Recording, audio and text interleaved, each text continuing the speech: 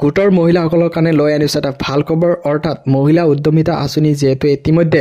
district wise list upload হৈ গৈছে so বহুত মহিলাই কিন্তু এতিয়ালৈকে কিন্তু নিজৰ নামটো পোৰ্টেলত চাব পৰা নাই যেহেতু অসম চৰকাৰৰ ফালৰ পৰা কিন্তু বিখালীত ইতিমধ্যে 23000 মহিলা কিন্তু 10000 কৈ টকা ইতিমধ্যে চেক প্ৰদান কৰিছে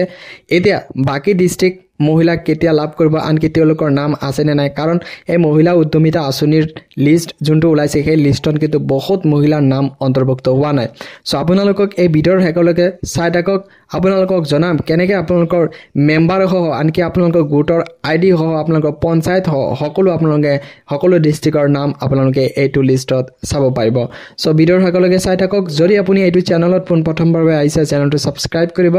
বেল আইকন টিপি অল কৰি দিব যাতে এনেকুৱা ইনফৰমেটিভ ভিডিঅ' আপোনালোকে অতি সোনকালে পাই যায় আৰু এটা ৰিকুৱেষ্ট এই ভিডিঅ'টো আপোনালোকে কোনটো ডিস্ট্ৰিক্টৰ পৰা চাইছে আপোনালোকে নিশ্চয় কমেন্ট কৰিবলৈ নাপাহৰিব আপোনালোকে এই লিষ্টটো চাবলৈ হলে যে আপোনালোকৰ আত্মসহায়ক গোটৰ মহিলাসকলৰ নাম বা মহিলা উদ্যমিতা আঁচনিৰ যেতি আপোনালোকে দিলে সো আপোনালোকৰ আবেদনৰ যোনটো ফৰ্ম বাকি আপোনালোকক মেম্বাৰ এনআৰএলএম কোড মেম্বাৰ নেম তাৰ পিছত এছএসজি গ্ৰুপৰ নাম বাকি গ্ৰুপ আইডি এই সকলোবোৰ নাম যদি আপোনালোকে চাব বিচাৰে তেনেহলে ধুনিয়াকৈ আপোনালোকে ডেসক্ৰিপচনত ক্লিক কৰিব ডেসক্ৰিপচনত আপোনালোকক সুবিধাৰ্থে মই এই পিডিএফখন দি থৈছো সো প্ৰথমে আপোনালোক কি কৰিব এই যোনটো নাম আপোনালোকে চাবলৈ হলে প্ৰথম অৱস্থাত কি কৰিব লাগিব ইয়াতে আপোনালোকক সিৰিয়াল নাম্বাৰ তাৰ পিছত মেম্বাৰ আইডি তাৰ পিছত আপোনালোকৰ ইয়াতে চাব হৈছে মেম্বাৰ এনআৰএলএম কোড তাৰ পিছত মেম্বাৰ নেম এটো হল মেম্বাৰ নেম বাকি ইয়াতে লিখা আছে এছএসজি গ্ৰুপ নেম আপোনালোকৰ কি গ্ৰুপ আছে কিছুমানৰ ওপেন এছএসজি তাৰ পিছত আত্মসহায়ক গোট হয় কিছুমানৰ জ্ঞান যদি এছএসজি হয় আপোনালোকৰ যোনটো আপোনালোকৰ গ্ৰুপৰ নাম যোনটো আপোনালোকক সেলফ হেল্প গ্ৰুপৰ নাম হয় ইয়াতে আপোনালোকে চাব পাৰিব বাকি সেলফ হেল্প গ্ৰুপৰ যোনটো আইডি থাকে সেই আইডিটো আপোনালোকে ইয়াতে চাব পাৰিব কেতিয়া ৰেজিষ্ট্ৰেচন হৈছে বা কোনটো বছৰত আপোনালোকে কি কয় মহিলা উদ্যমিতা আঁচনিৰ কাৰণে আবেদন কৰিছিল যেহেতু এটা 23 আৰু 24 বৰ্ষত যেহেতু আবেদন প্ৰসেস আপোনালোকে কৰিছিল কমপ্লিট কৰিছিল সেই কাৰণে এফৱাই যোনটো ফাইনান্সিয়াল ইয়াৰ হয় এটো 2023 আৰু 24 বৰ্ষ ইয়াতে চাব পাৰিব বাকি এটো আপোনালোকে ডিস্ট্ৰিক্ট চাব পাৰিব ইয়াতে ব্লক চাব পাৰিব আৰু আপোনালোকৰ পঞ্চায়ত কি হয় ইয়াতে আপোনালোকে চাব পাৰিব আপোনালোকৰ ভিলেজ কি হয় কোনটো ভিলেজৰ পৰা আপোনালোকে আবেদন কৰিছিল আৰু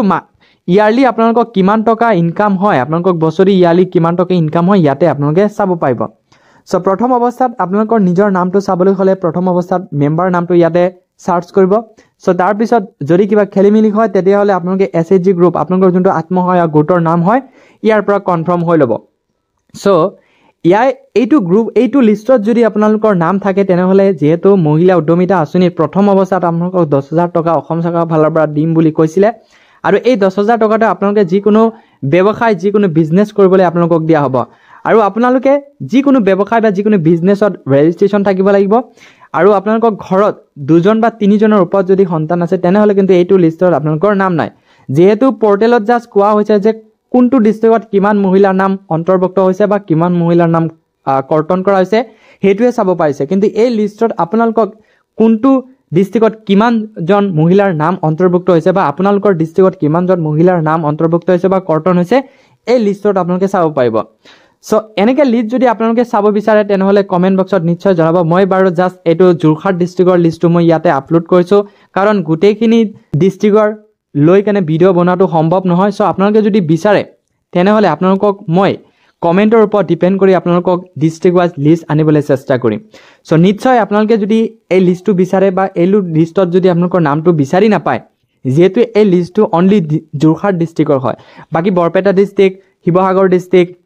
যিমানখিনি ডিস্ট্ৰিক্ট আছে সো সেই ডিস্ট্ৰিক্ট ওয়াইজ যদি আপোনালোকে লিষ্টটো বিচাৰে তেনেহলে কমেন্ট বক্সত নিশ্চয় জনাব কমেন্ট চাই কেনে আপোনালোকক এটা ভিডিঅ' বনাবলৈ চেষ্টা কৰিম